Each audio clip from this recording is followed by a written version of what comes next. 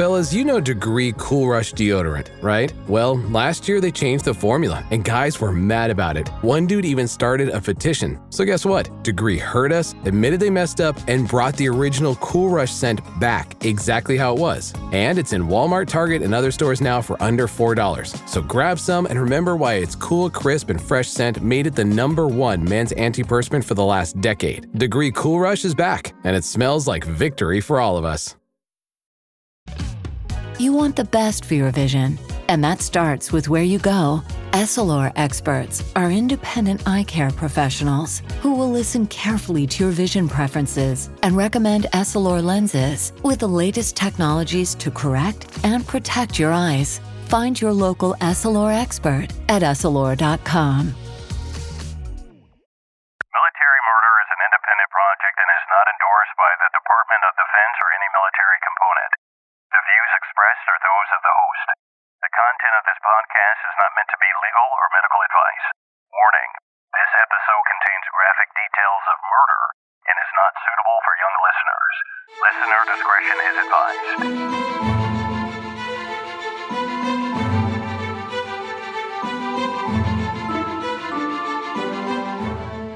Hi, True Crime Army. I am your host, Margot, and this is a true crime podcast where I focus on crimes committed by military members and veterans. But don't worry, you don't have to know anything about the military to listen, I promise. You just have to be a true crime enthusiast, and if that's you, welcome home. Okay, so first, I want to say thank you to all of my supporters. And my supporters come in more ways than just one. You can be a supporter by just listening to the show, by sharing the podcast on social media, sharing it with your friends and family. You can also support the show by leaving a review on Apple iTunes, on my Facebook page, and even on Stitcher. And you can also support the show by joining the Patreon fan club. I say this time and time again, I wouldn't be anywhere without you, so I just want to say thank you to everyone. But now, let's get to why you all join me every single week. To hear a terrifying tale of military murder. And today's case is no different than the rest. Today, you will hear a tale about a Navy wife who was killed while her husband was deployed, and how it took over 4 decades for her killer to be brought to justice. Once he was caught, he told a tale that would lead to a gruesome discovery by a mom who trusted this man with her child. Join me today as I tell you the story of Kathleen Doyle and Audria Bowman. Now, let's dig in. My sources for today's case include various articles in the Allegan News, Lansing State Journal, Holland Sentinel, the Virginian Pilot, the Miami Herald, Fox 17, the Daily Press, Heavy.com, and People Magazine. My main source, however, for the story was the Facebook page titled Found, Aundria M. Bowman. The year 1980 was a deadly year for Navy wives living in Norfolk, Virginia. But it wasn't just all Navy wives who were being targeted. It appeared that it was Navy wives who were home alone because their husbands were away on shore duty or deployed. It all began with 20-year-old Susan Lynn Woodruff. In January of 1980, Susan married a Navy man named Jerry Woodruff. But just as soon as they got married, he got called away in the USS Kennedy to serve a few months in France.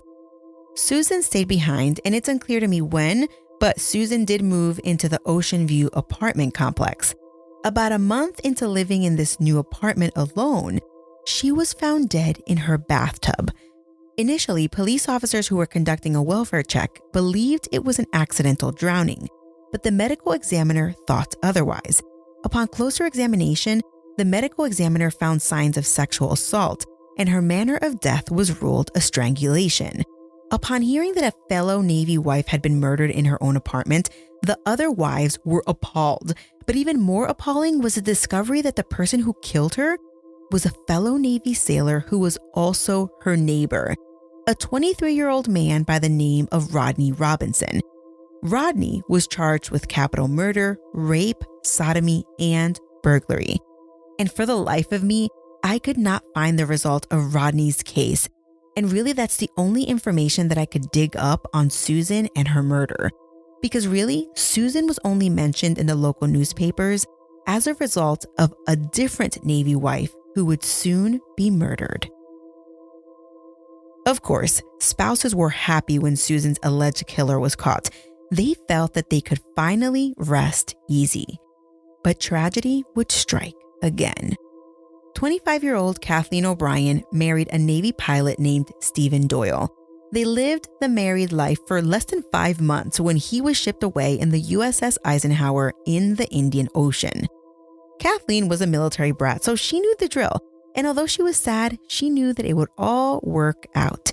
She lived alone with her tabby cat while her husband was away. On September 12th at around noon, after Kathleen's friends had not heard from her for a while, her friends went over to do a welfare check.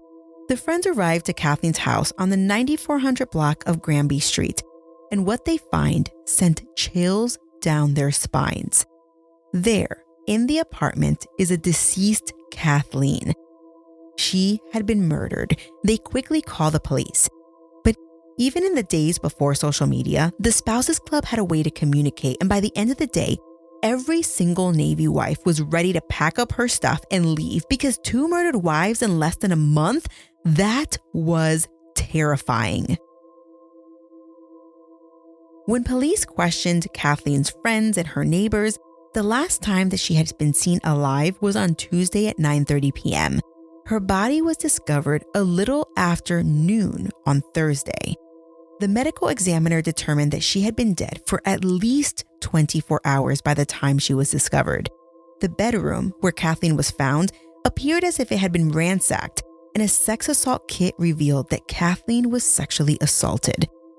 Kathleen had been strangled with a cord and stabbed multiple times with a knife.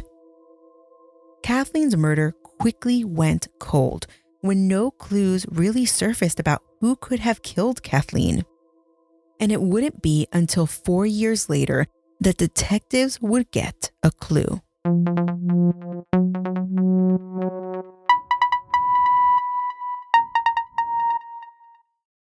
In 1984, there was a man by the name of Henry Lee Lucas. He was on Texas death row for killing a girl. Now, mind you, before he was on death row in Texas, he served 15 years in a Michigan jail for killing his own mother. That's the type of person that we're dealing with here. Of course, there are times that a person on death row will confess to other crimes because, what the heck, they're dying one way or another. Well, in 1984, Texas detectives sat down with this Henry Lee, and he started naming a laundry list of women that he killed. Roughly 600 women. And why only women? Because he hated them. In that list of names that he gave detectives was Kathleen Doyle. Texas reached out to Norfolk, who was very interested in pursuing more information that might lead to solving the Kathleen Doyle cold case. So they hop on over from Virginia to Texas, and Henry Lee indicated that he killed Kathleen. Oh, and when he tells them is that he implicates another man by the name of Otis Elwood Toole. So of course, a confession isn't enough to convict someone. You have to have corroborating evidence. So they obtain hair samples and blood samples to compare it to evidence discovered at Kathleen's house. And lo and behold, it is determined to be a match to the crime scene. So the 2 men are quickly charged with Kathleen's murder. But just as soon as Norfolk detectives think they're going to be closing the case, it is revealed that Henry Lee was just blowing the cops' heads with smoke, and he didn't really commit the murder. Of course, the charges were dropped in the 80s, and when Henry Lee was later asked why he lied about Kathleen, his response was that he wanted to make the police look like idiots. And just like that, the trail to find Kathleen's killer went cold. Until decades later, in 2018, when DNA evidence and genealogy would crack this case wide open.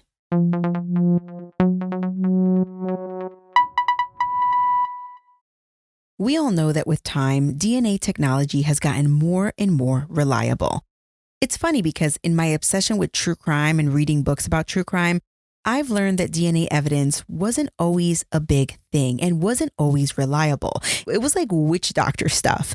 But with time and improvements in the science, now you would be hard pressed to find a case that had 0 DNA evidence.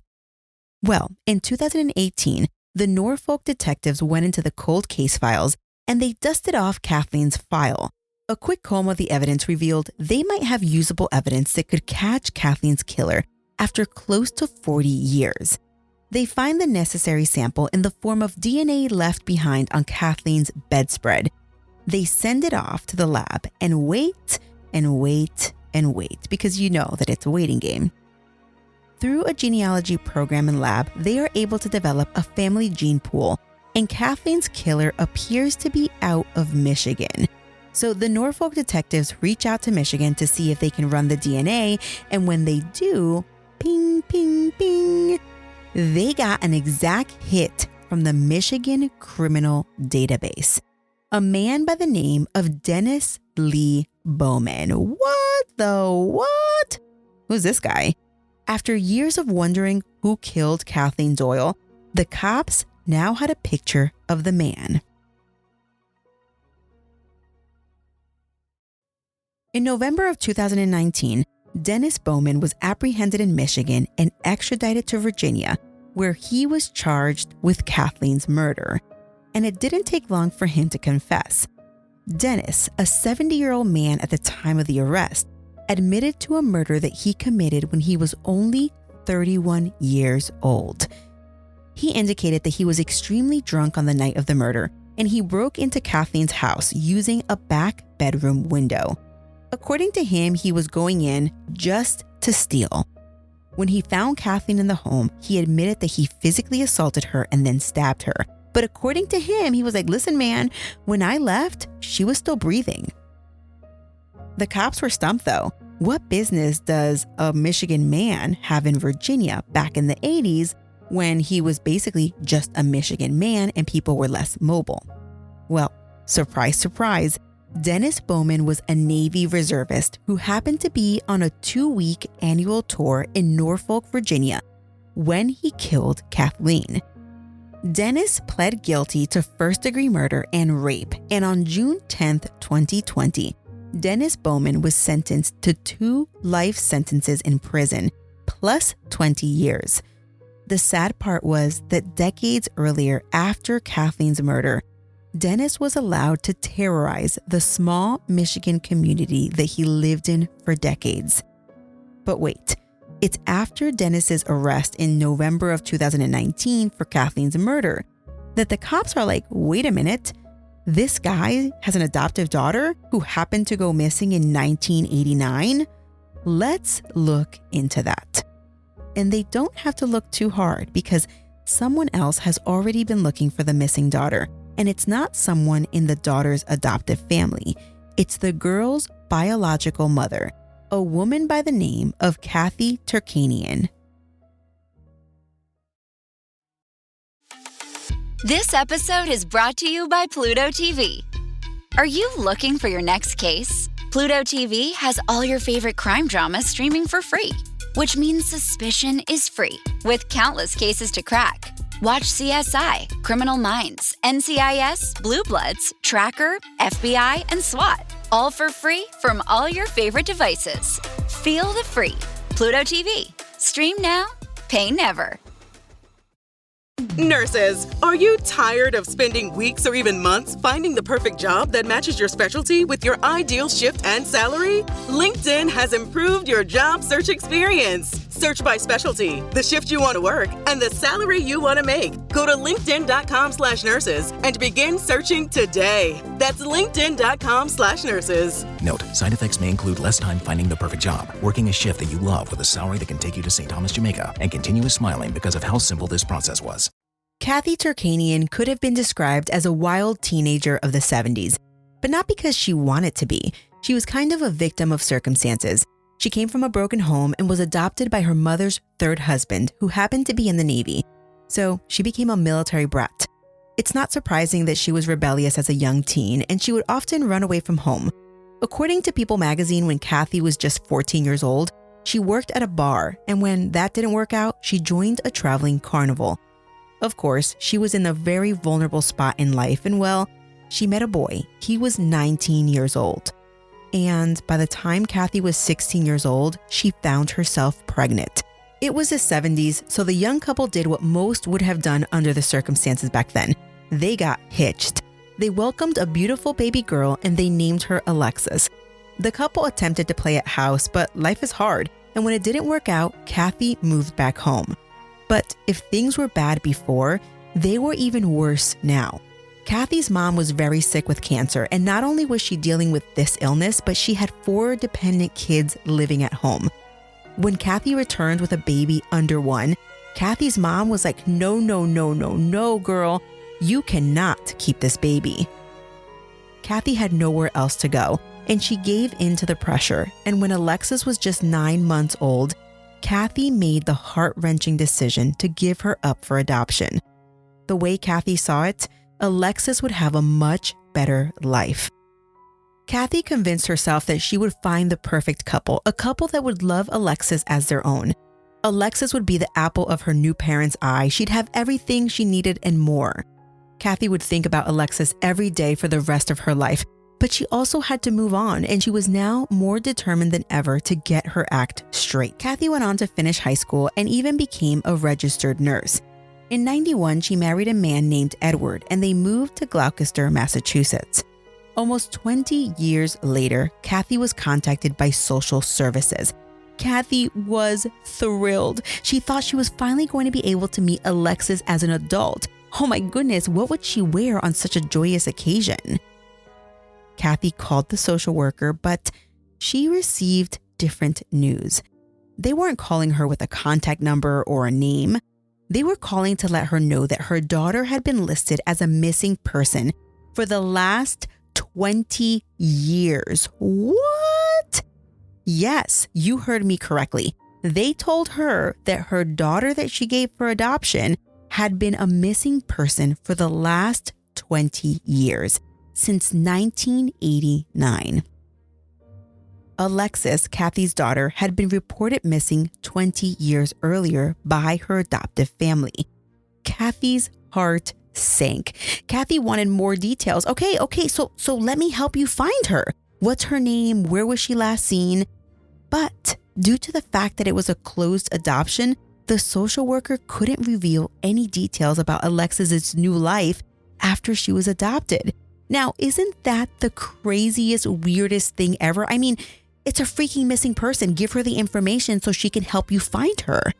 But, the social worker wasn't a complete monster, and the person revealed that Alexis went missing in Michigan, and her adoptive father had a criminal history, and the social worker also mentioned that she or he suspected her adoptive dad had something to do with Alexis's disappearance.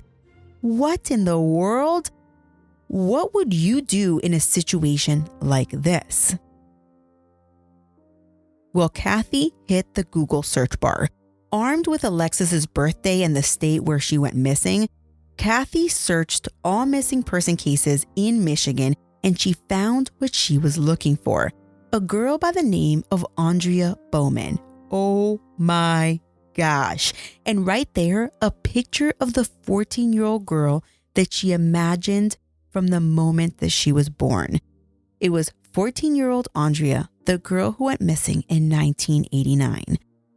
Through her sleuthing, Kathy discovered that immediately prior to Alexis's disappearance, she had reported to school officials that her adoptive father was sexually abusing her. So when she made this report, Child Protective Services went to the house to investigate. And of course, the adoptive family was like, what? No way.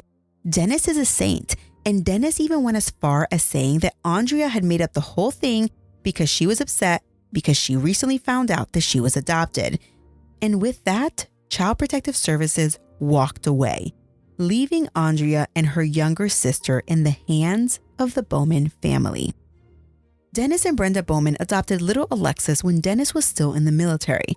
When they adopted her, they renamed her Aundria and they gave her their last name. When Aundria was much older, the Bowmans welcomed a biological daughter named Vanessa, and Aundria and Vanessa were close. So close, in fact, that when Child Protective Services asked Aundria if she wanted to leave the house, Aundria quickly said no because she didn't want to leave her sister.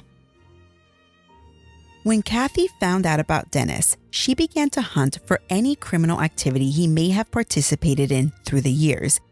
And when she found his rap sheet, she was convinced, this monster killed my baby.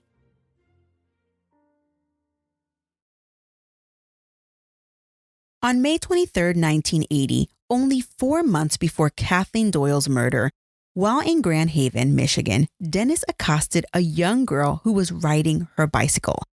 Get this. This was later revealed at trial, where a girl testifies as follows. And this is from the 58th Judicial District Court transcript.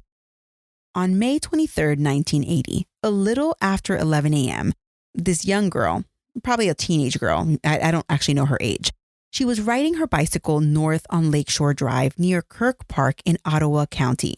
This girl was just minding her business.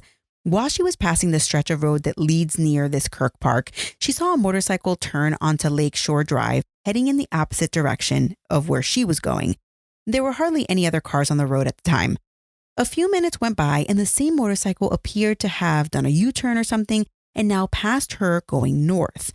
The girl didn't notice anything about the motorcycle the first time it came out of the park, but on this second go around, she noticed that the motorcycle had a homemade wooden black box attached to the rear of his motorcycle. Then the motorcycle went out of sight again and appeared to do another U-turn because now she saw the motorcycle again. Every time the motorcycle went by, she noticed something else. On this last go around, she noticed that he was wearing glasses and a blue helmet. The girl was about 1 mile from home. Then, as she was riding, the motorcycle came up behind her, sped up to be in front of her, and forced her off the road. Once her bicycle came to a stop, the man yelled, "Pull over, get off your bike, and start heading towards the woods." The young girl was shocked. She had no idea what was happening, so she just kind of froze. The man yelled, "Get off your bike," and the girl didn't move. The man became irate as he took out a gun and shot past the girl's head. He then threatened the girl, saying that he was going to put a hole right through her if she didn't obey him. Now, the girl still did not get off of the bike. She was running through different scenarios in her own head, thinking, how the heck am I going to get out of this? Then the man continued to yell the same instructions, this time using profanity, and now getting off of his motorcycle and walking towards the girl. And she was trying to reason with him, come on, man, just let me go. And then he shot at her again, this time aiming towards her feet and causing her to realize, oh crap, that's a real gun, as the dirt by her feet flew up from the shot. Just then, a car appeared in the distance and the man wielding this gun was distracted by the vehicle. So the girl, still on her bicycle, put her feet on the pedal and she biked like she was trying to be number one on the leaderboard of a Peloton Live class circa 2020. As she gained distance between her and the man, she could hear him trying to turn on his motorcycle. Then the girl looked back and saw a truck coming her way. So she made the decision to stop her bike in the middle of the road while waving her arms frantically, forcing the truck to come to a halt. She got off her bike, threw it into the bed of the truck, got in the car, and told the driver to go. As they were driving, she saw the motorcycle drive past the truck at a high rate of speed. Now the truck drove her home, where she raced to tell her parents what happened. Her mom quickly called 911, and they must have been nearby because they arrived within minutes. The mom had given a description of the man, and when the police were at the girl's house, they asked her to come down to identify a man they had just stopped, fitting the exact description she gave her mom. The girl was rightfully shaken as she sat in the back seat of the police car with her mom. As she pulled up to the police cruiser who had this guy standing outside, she saw the man and then looked at her mom, her eyes bulging as she said, "Oh my God, that's the man." And just like that, Dennis Bowman was arrested for attempted murder.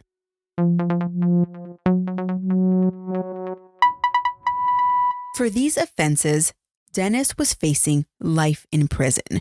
Before trial in the attempted murder case, he posted bond, and while he was out on bond, he was permitted to leave the state to perform his Navy Reserve 2-week summer tour, which he conducted in Norfolk, Virginia.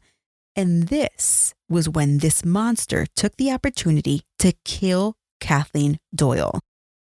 5 days after Kathleen's murder, while Dennis was still in Virginia doing his military thing, Dennis didn't appear at one of his court appearances, his attorney citing, quote, "He's a member of the U.S. Army and is away on his 2-week summer camp requirement," end quote. Oh boy, insert a head smack emoji right here. First of all, Mr. Defense Attorney, the Army and the Navy are different, and it's not called summer camp, although some would argue.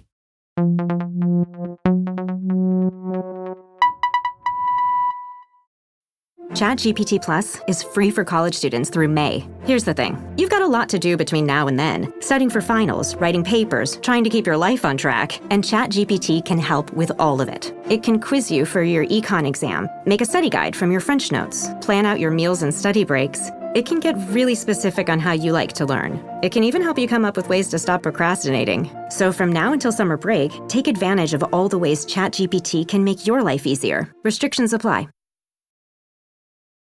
According to an article written by Michael Martin of Fox 17, Dennis ended up pleading guilty to assault with intent to commit criminal sexual conduct, and the attempted murder charge was dropped.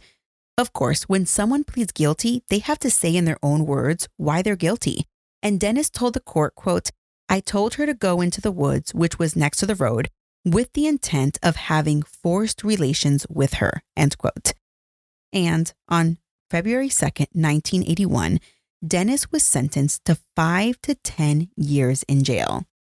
So this is interesting because as the Kathleen Doyle investigation was ongoing, Dennis was sitting in jail serving out his sentence from Michigan from when he tried to basically kidnap and rape this young girl on the side of the road who was on her bicycle. Well, a year before Dennis was released from jail, police charged those other 2 men who I mentioned earlier with Kathleen's murder. Isn't that insanity? The thought that someone could be charged with a murder they didn't commit, which I know is just a big deal in the US and probably other countries. As reported by the Virginian Pilot in 2003, Kathleen's father wrote an open letter to the Norfolk PD, basically calling them idiots for believing that Lee had committed the murder.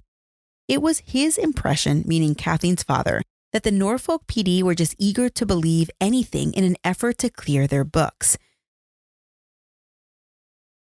Well, True Crime Army, I'm not surprised to announce that WWMT reported that in 1985, after serving less than 5 years, Dennis was released back into society and he would strike again.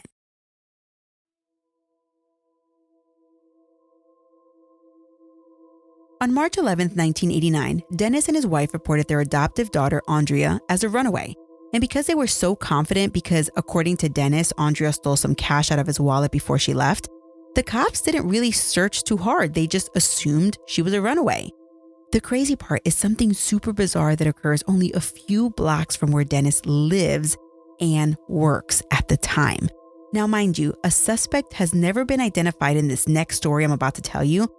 But you think about what I'm about to say and then think about what Dennis eventually does, and you tell me if it doesn't sound like good old Dennis Bowman might have been involved. In the Grand Rapids Press Sunday paper on September 24th, 1989, just a few months after Aundria is reported missing, there was an article that reported that 2 days prior, so September 22nd, 1989, a 6-year-old girl was walking south on 160th Avenue when she was abducted in plain sight. Immediately before the abduction, the young girl had crossed the street towards 32nd Avenue, and there was a windmill gas station nearby. Well, there was a white male in a reddish truck with a topper with a rear sliding window. And this man approached the little girl and asked her if she wanted to see some puppies. When she got near, he snatched her right off of the road. It was 3 p.m. And according to the gas station owner who was later interviewed, the gas station was hustling and bustling at the time, but no one saw this little girl being snatched into a truck. The man that snatched the little girl took her down the road, and officers think that it was near Silver Creek Park in Hamilton. The man then forced the little girl to remove her clothes while he tied her up. But in the process of doing this, the man became spooked. He either thought that he heard people coming or he heard a dog barking, and he left the little girl alone in the middle of the woods. The little girl, terrified as all hell, I would imagine, untied herself and ran into the street where a person saw her and scooped her up. Thankfully, it was a good Samaritan and not the same perv or even a different perv. The little girl gave a description of the man. He was a white male between 20 and 40 years old with a mustache and unshaven. He was wearing a green shirt. Now, there is a composite picture of the man that she said kidnapped her, and I'm going to post that and you tell me who it looks like. But unfortunately, the man that attempted to abduct the little girl was never found. But I find it interesting how close it was to Mr. Dennis Bowman's, not only his house, but his place of employment.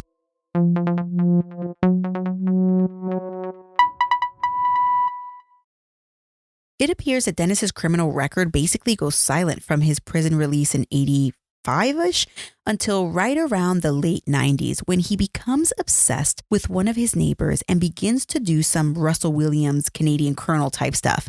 Now, if you don't know what I'm talking about, make sure that you go back and listen to, I believe it's episode 3 or maybe it's episode 2. Well, there was a period in the fall of 97 and winter of 98 that Dennis took to creeping on one of his neighbors who also happened to be one of his coworkers. Dennis would go to the woman's house and sneak in, cut her blinds, break her door and her windows so he could get a better peep into her house. He did this about twice a week for 2 months. And wait, he also stole her lingerie. But they could never find this guy in the act. In fact, they weren't sure who was doing it. The cops set up a silent alarm that was set off when good old Dennis was visiting the house uninvited. The cops confront Dennis and he makes up the most bizarre lie ever. He's like, listen, what had happened was that I was walking by when I had a serious case of diarrhea. And when I saw the house, I went up to it, I jiggled the front door, and voila, it was a miracle. I ran in to use the toilet, and that's all. That was why I was in this house. Well, the cops are like, okay, buddy. They get a search warrant to search his house, and in his house, they find a go bag with a few suspicious items. You ready? 3 pry bars to basically break into places, a ton of laced lady undies, a black mask, a case suitable for binoculars, although binoculars were not found, and a short-barreled shotgun. Decades later, after Dennis pled guilty to killing Kathleen in 1980, the victim of the house break-ins from 98 spoke out. She recalled that Dennis had a nickname at work, Hack and Scratch, because ever the disgusting man that he was, he would hack up a lung and scratch his junk in public while at work. Yuck. Vicky Vanderbrink, the victim of the break-ins in 98, is sure that had police not intervened, she may have become one of Dennis's victims. Dennis was convicted of breaking and entering, but at his sentencing hearing, many from his community spoke out to offer a character reference to Dennis. Of course, he was the best thing since sliced bread. I got my hands on some of these reference letters, and I will post them on my blog post. But here are a few snippets that were just too good to not share. And it just goes to show that some people will go out on a limb for people, not really knowing their deepest, darkest secrets. A close friend of Dennis and Brenda Bowman wrote to the judge that they knew the couple for about 5.5 years. They met when their daughters were in Girl Scouts together, and Brenda Bowman was the den mother. Their families were close, and Dennis was a highly regarded member of their community. He was, get this, a Sunday school teacher and the vice president of the PTO at the local elementary school. Oh boy. He was also a part of the Christian Motorcycle Club. Quote, he has proved to me over and over that he is a Christian man with high moral standards and beliefs. My eldest daughter babysits for his daughter frequently, and my younger daughter stays overnight at his home frequently. I trust him implicitly. End quote. Doesn't it make you sick to read this, knowing what he did to those women? Well, we'll get to it, okay?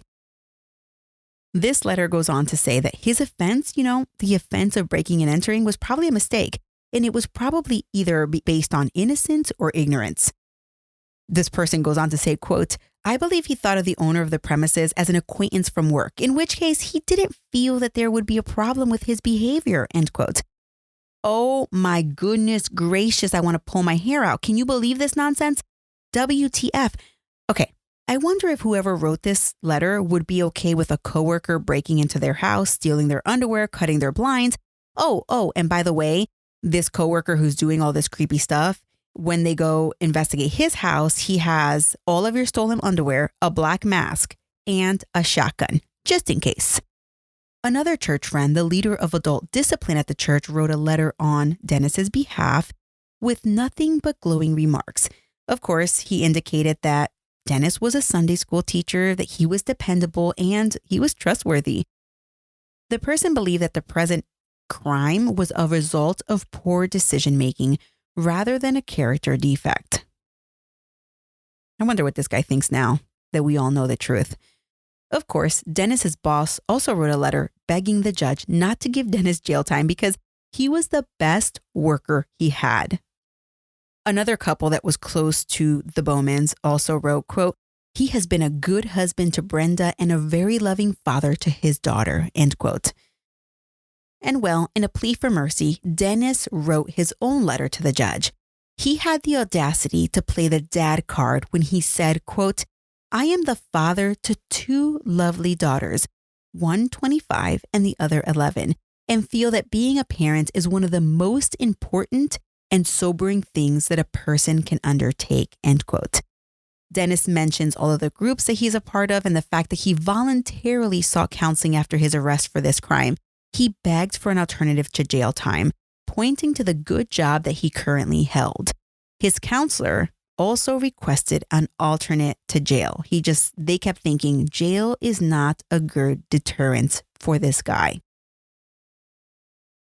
Brenda Bowman, Dennis's wife, came out of the woodwork to defend her husband in this case, and she focused on the fact that he was actually getting help. He didn't have a good upbringing, but he was getting past that. He's very helpful with his wife, and the wife goes on to mention one child, and also the fact that he has lots of community support from the church, from the schools, and all the other organizations that he's a part of. And with that, the judge was like, all right, good. Thank you for all the information. Dennis, you're still getting a year in jail. He's also fined in an effort to fund the repairs to the woman's house. Of course, there's no amount of money that would ever bring back that poor lady's sense of security, especially not now that she has learned 20 years later that the man who was stalking her was a 2-time murderer at the time. But we'll get there.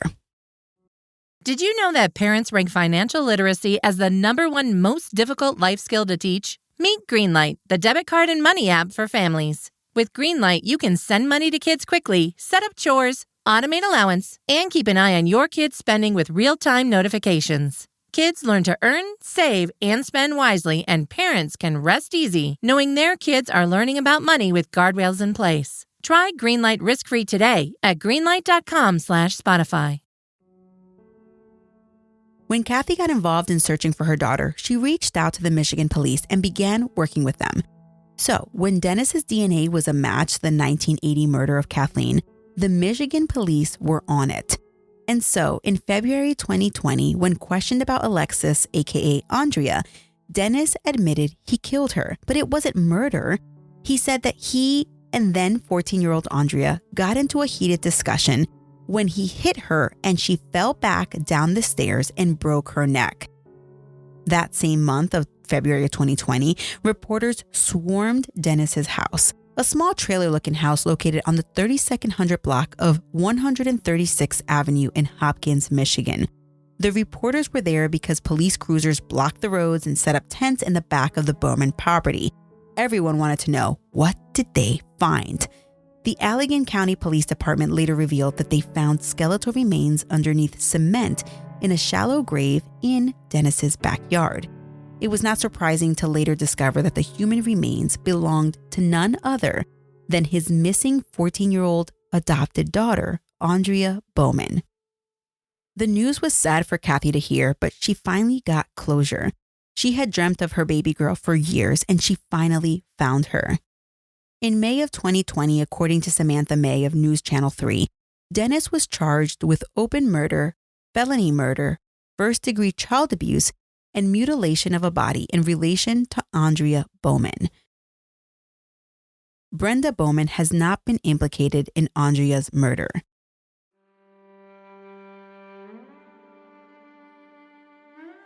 Kathy is still not done in her fight for her daughter. I personally reached out to Kathy via the Facebook page that she created for Aundria. It's called the Find Aundria M. Bowman page.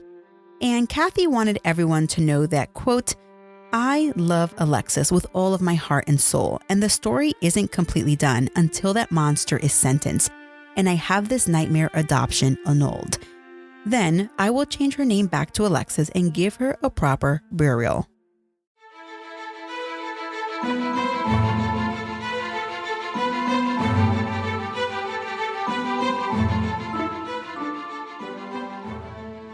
Of course, I can provide an update on my social media accounts when Dennis is sentenced for Alexis's murder.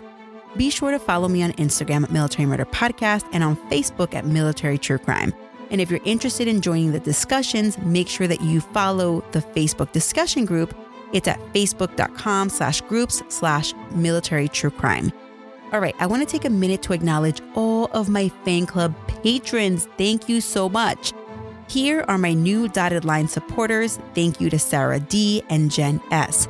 This show was created by Mama Margot Productions and produced in collaboration with my bootcamp and higher fan club members. Our newest assistant producer this week is Bridget K, and new associate producers include Thokozile N and Anika H.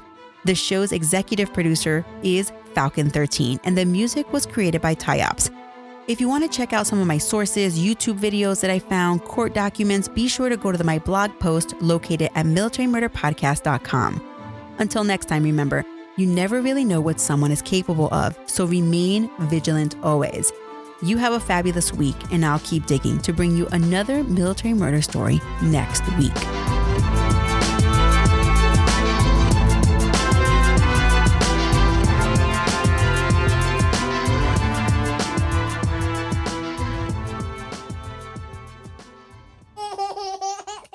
Shh, Mom's working on our podcast.